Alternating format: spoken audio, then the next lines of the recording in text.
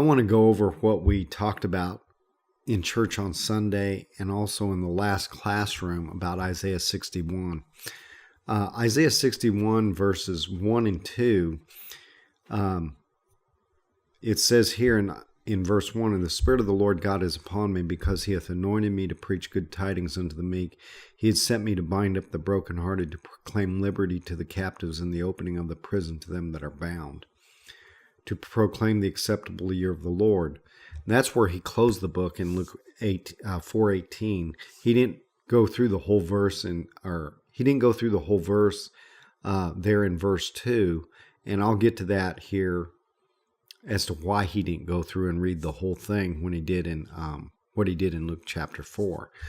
But if you take a look at these first two verses, what Jesus was anointed to do was that is how the creation will be set back in order. So Jesus was anointed to do those things: preach good tidings unto the meek, bind up the brokenhearted, to proclaim liberty to the captives, and the opening of the prison to them who are bound, to proclaim the acceptable year of the Lord. He was appointed or anointed to do those things to bring the creation back into the order in which God intended it to be. So I want to go over what the implications for us and for really the rest of the creation, what is the implications of all this? And we find one of those things is when the church is built properly, when it's set up and functioning properly, we find that there is a restoration that takes place with his people. And I talked about that restoration and really what it looks like. That restoration, it goes from verses 5 through 11. And if you study those promises there, one of the things that I see in those promises is a restoration concerning the economics of things, how things are done. In verses 5 and 6, it really talks about the economics. And when I say the economics, it is about what we're used to, how we go about, I don't want to say making a living. That's part of it, our jobs and everything. But these two verses, 5 and 6, really address economics. And in verse 7, it addresses the reproach that the church has had. And when I say the reproach, it really means the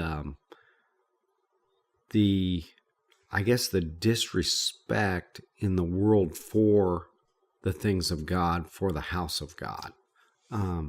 Then when we look at this and when we go on, it talks about in verse 9, it really talks about, like it talks about in Deuteronomy 28, will be the head and not the tail. Not that I'm saying that we're any better, but God is going to elevate his people to where they will see him in the people.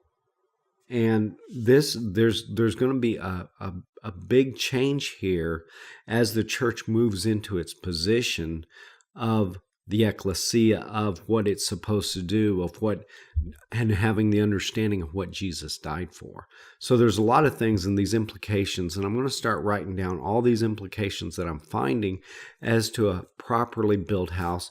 I'd encourage you to do the same thing, is what are the implications of this, of a properly built house? One of the implications right offhand that I can see in a properly built house is this in Acts chapter 15, verse 16, I believe it is.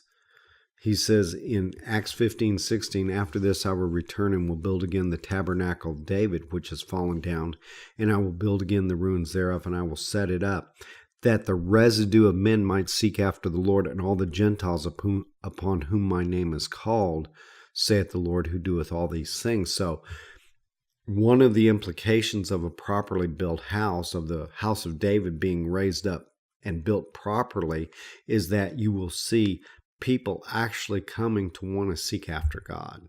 That's one of the implications that's taking place. So as we go through this, we'll look and see what is taking place as the house of God starts to function or is functioning in the way it's supposed to.